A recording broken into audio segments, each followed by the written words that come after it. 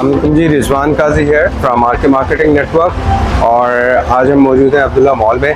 Are के marketing network एक मरतबा फिर हैदराबाद की आवाम के लिए 3 रोज़ा शानदार नुमाइश लेके आ रहा है अब्दुल्ला मॉल के अंदर 30, 21, 22 जून। ये जो नुमाइश है, ये जो बिज़नेस एग्जीबिशन है, ये जो एक्सपो है, ये इसकी मेन थीम फूड ब्रांड्स हैं। तमाम पाकिस्तान के जितने भी अच्छे ब्रांड्स हैं फूड इंडस्ट्री के, चाहे वो कुकिंग ऑयल हो, चाहे वो डेयरी प्रोडक्ट्स हो, चाहे वो बेवरेजेस हो, या चाहे वो हाउस होल्ड आइटम्स हो, तो वो सब आपके लिए यहाँ पे आ रहे हैं हैदराबाद पे।